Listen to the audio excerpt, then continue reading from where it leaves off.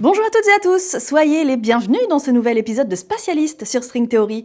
Je vais vous parler de cette image fabuleuse qui a été rendue publique le 10 avril dernier. C'est la première image directe qu'on ait fait d'un trou noir, et c'est donc la première fois que l'humanité peut voir cet astre si fascinant. Alors comme c'est historique, je me suis dit que ça valait le coup de lui consacrer plus de quelques minutes. Cet épisode est donc le premier d'une série de 3. Pour commencer cette série, je vais vous donner quelques chiffres et accrochez-vous parce qu'ils donnent tous le vertige. 87. Le premier trou noir que nous avons directement imagé provient en effet d'une galaxie nommée M87, découverte en 1781 par l'astronome français Charles Messier, qui a donné son nom à un catalogue d'objets astronomiques. Cette galaxie est la plus grosse et la plus brillante de l'amas de la Vierge, comme on peut la voir en bas à gauche de cette photo. Le trou noir qui nous intéresse, nommé M87 étoiles, est un trou noir supermassif qui se trouve au centre de cette galaxie. Sur cette image, prise par Hubble, on peut voir un jet de matière éjecté à quasiment la vitesse de la lumière dans l'espace intergalactique depuis les environs du trou noir, et ce jet fait 5000 années-lumière de long. C'est vous dire les énergies en jeu. 1 million, c'est la largeur en années-lumière de cette galaxie géante, contre 100 000 pour la nôtre. M87 est donc 10 fois plus large que notre bonne vieille Voie lactée. Elle n'est pas seulement grande, elle est aussi très lointaine puisqu'elle se trouve à 55 millions d'années-lumière de nous. Ça veut dire que l'image du trou noir qu'on a réussi à faire nous montre des phénomènes qui se sont produits il y a 55 millions d'années. Mais je peux encore être plus précise. Avant d'arriver dans l'espace intergalactique pour arriver jusqu'à nous, les particules de lumière de la région proche du trou noir ont dû se frayer un passage à travers le gaz environnant et traverser l'épaisseur du disque de la galaxie pendant 60 000 ans. Autant vous dire qu'elles ont fait un long voyage avant de rencontrer nos instruments de mesure.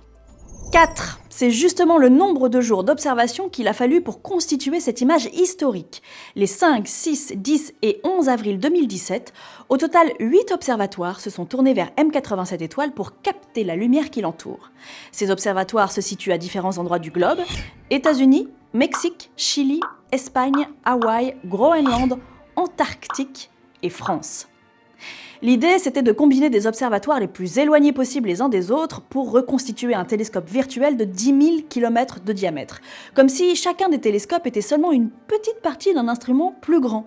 Et ce gigantesque instrument virtuel a été nommé Event Horizon Telescope. Mais pour que ça fonctionne... 1 seconde tous les 10 millions d'années. Cette dérivation correspond à l'incroyable précision des horloges atomiques dont ont dû être équipés les observatoires afin d'être parfaitement synchrones les uns avec les autres. Ces horloges, c'est un peu l'équivalent du clap au cinéma.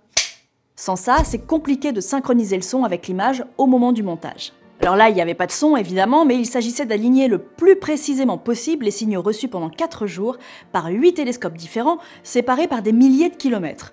La précision d'une horloge atomique était donc de mise. Si les scientifiques ont eu besoin de recréer un télescope aussi grand, c'est parce que l'objet qu'ils visaient était particulièrement loin. Souvenez-vous, la galaxie visée se trouve à 55 millions d'années-lumière de nous. Mais ce n'est pas la galaxie qu'ils voulaient imager, c'était son trou noir supermassif central. Et il a beau être supermassif, ce trou noir est ridiculement petit par rapport à une galaxie d'1 million d'années-lumière de diamètre. Il fallait donc distinguer quelque chose d'aussi petit dans le ciel que si on voulait lire un journal français déposé sur une table à Paris depuis New York. Et contrairement aux appareils photo, le zoom n'existe pas pour les télescopes. Plus un objet est petit dans le ciel par rapport à nous, plus on a besoin d'une grande surface pour collecter la lumière qui nous en parvient. Utiliser 8 télescopes bien réels disposés tout autour du monde pour faire comme si on en avait un virtuel de 10 000 km de diamètre, c'était la seule solution pour qu'on puisse voir un trou noir supermassif au sein d'une galaxie géante située à 55 millions d'années-lumière de nous. Cette technique s'appelle l'interférométrie. 32, alors ça c'est le nombre de gigabits par seconde de données récoltées par chacun des 8 télescopes pendant les 4 jours d'observation. Au final, les scientifiques ont recueilli 4 pétaoctets, soit 10 puissance 15 octets, qu'ils ont dû traiter pour reconstituer l'image que l'on connaît. Ce volume correspond à une playlist au format MP3 qui durerait 5000 ans.